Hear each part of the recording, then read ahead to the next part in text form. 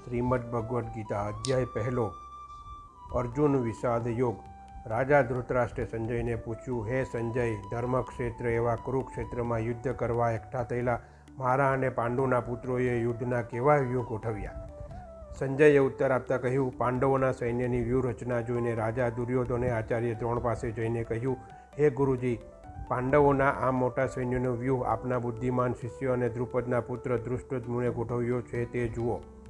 આ સેનામાં યુદ્ધમાં ભીમ અને અર્જુન જેવા મહાસુરવીર અને મહાધનુર્ધારી, સાત્યકી, વિરાટ, મહારથી દ્રુપદ, ધૃષ્ટકેતુ, ચેકિતાન, વીર્યવાન, કાશીરાજ, પુરુજીત, કુંતીભોજ, નરશ્રેષ્ઠ શૈબ્ય, પરાક્રમી યુધામન્યુ, વીર્યવાન ઉત્તમોજા, અભિમન્યુ અને દ્રૌપદીના 5 પુત્રો એ સઘળા મહારથીઓ છે।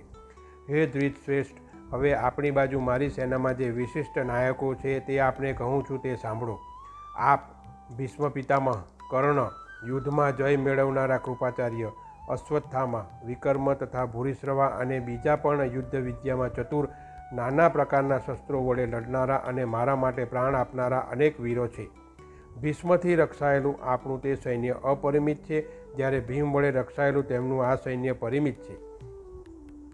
હવે આપ સર્વ પોતપોતાના મોરચા પર સાવધાન રહી સેનાપતિ ભીષ્મ પિતામહનું રક્ષણ કરો। દુર્યોધનને ઉત્સાહિત કરવા પ્રતાપી કુરુવૃદ્ધ પિતામહ ભીષ્મે મોટી સિંહગર્જના કરી શંખધ્વનિ કર્યો। એ પછી એકદમ ચારે તરફ શંખો, નગારા, મૃદંગ, ઢોલ તથા રણસિંગા વગાડવામાં આવ્યા। તેનો મોટો અવાજ થવા લાગ્યો। પછી શ્વેત અશ્વો જોડેલા મહારથમાં રહેલા માધવ અને અર્જુને પણ દિવ્ય શંખો વગાડ્યા। શ્રી કૃષ્ણ ભગવાને પાંચજન્ય, અર્જુને દેવદત્ત અને ભયંકર કામો કરનાર ભીમસેને પૌંડ્ર નામનો મહાશંખ ફૂંક્યો। કુંતીપુત્ર રાજા યુધિષ્ઠિરે અનંત વિજય, નકુળે સુઘોષ અને સહદેવે મણિપુષ્પક નામના શંખોનો ઘોષ કર્યો। ઉપરાંત પરમ ધનુર્ધર કાશીરાજ, મહારથી શિખંડી, ધૃષ્ટદ્યુમ્ન, વિરાટ, અજિત, સાત્યકી, દ્રુપદ અને દ્રૌપદીના 5 પુત્રો તથા મહાબાહુ અભિમન્યુ વગેરે વીરોએ પોતપોતાના શંખોનો ધ્વનિ ગજાવ્યો। આકાશ અને પૃથ્વીને ગજાવનાર એ ભયાનક નાદે કૌરવોના હૃદય ચીરી નાખ્યા। પછી કૌરવોને યુદ્ધ માટે તત્પર થયેલા જોઈને યુદ્ધ શરૂ થવાના સમયે હે રાજા, પોતાનું ધનુષ હાથમાં લઈને અર્જુને શ્રી કૃષ્ણને કહ્યું, હે અચ્યુત, મારા રથને બંને સેનાઓની વચમાં લઈ જઈને રાખો કે જેથી જેમની સાથે મારે આ રણસંગ્રામમાં લડવાનું છે તેમને હું બરાબર જોઈ લઉં। સંજયે ધૃતરાષ્ટ્રને કહ્યું, હે ભારત, અર્જુનના કહેવાથી શ્રી કૃષ્ણ ભગવાને બંને સેનાઓની વચ્ચે લઈ જઈ રથ ઊભો રાખ્યો અને કહ્યું, હે અર્જુન, સામે ભીષ્મ દ્રોણની આગેવાની હેઠળ એકત્ર થયેલા કૌરવોને તું જોઈ લે।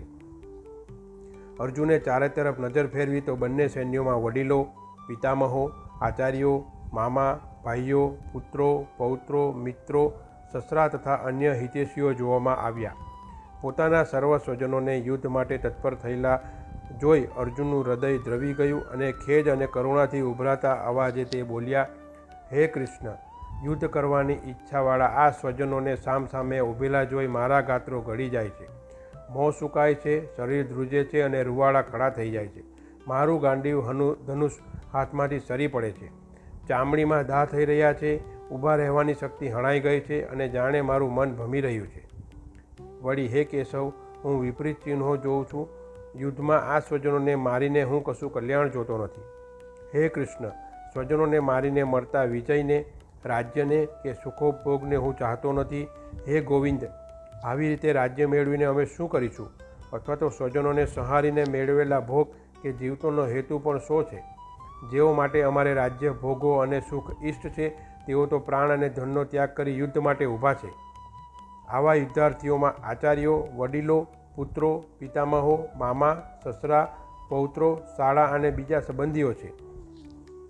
તેઓ મને ભલે મારે, હું તો સ્વર્ગ, મૃત્યુ અને પાતાળ એ 3 લોકનું રાજ્ય મળતું હોય તો પણ હે મધુસૂદન, તેમને મારવા માટે તૈયાર નથી, તો પૃથ્વી માટે કેમ મારું? હે જનાર્દન, ધૃતરાષ્ટ્રના પુત્રોને મારીને અમને શો આનંદ થાય? આ આતતાઈઓ હોવા છતાં એમને મારવાથી અમને પાપ જ લાગે। માટે હે માધવ, ધૃતરાષ્ટ્રના પુત્રો કે જેઓ અમારા બાંધવો છે અને એમને મારવાનું કૃત્ય અમારા માટે યોગ્ય નથી, કારણ કે સ્વજનોને મારીને અમે સુખી સી રીતે થઈએ? લોભને લીધે કૌરવોની બુદ્ધિ કુંઠિત થઈ ગઈ છે, તેથી તે કુળના નાશથી થતા દોષો તથા મિત્રદ્રોહના પ્રાપને જોતા નથી। પણ હે જનાર્દન, કુળના નાશથી થતા દોષોને જોનારા અમારે આ પાપના દોષથી કેમ અટકવું ન જોઈએ? કુટુંબનો નાશ થતાં સનાતન કુળધર્મ નાશ પામે છે અને કુળધર્મ નાશ પામતા આખા કુળને અધર્મ દબાવે છે. હે કૃષ્ણ, અધર્મના દબાવવાથી કુળની સ્ત્રીઓ દૂષિત થાય છે અને સ્ત્રીઓ દૂષિત થતાં હે વાર્ષ્ણેય વર્ણશંકર પ્રજા ઉત્પન્ન થાય છે.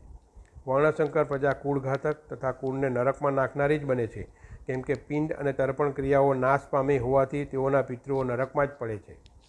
કુળનો નાશ કરનારાઓના વર્ણશંકર કારક દોષોને પરિણામે સનાતન જાતિધર્મ અને કુળધર્મનો લોપ થાય છે.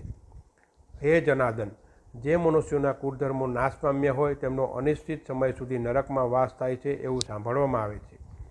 ખરેખર દુઃખની વાત છે કે અમે મહાપાપ કરવા તત્પર બન્યા છીએ, કેમ કે રાજ્ય સુખના લોભથી અમે સ્વજનોને મારવા તૈયાર થયા છીએ.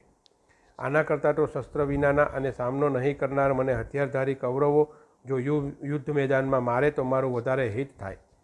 સંજય કહે છે, મેદાનમાં ખડો થયેલો અર્જુન આ પ્રમાણે શોકાકુળ બની ધનુષ બાણ છોડી રથની પાછલી બેઠક ઉપર બેસી ગયો.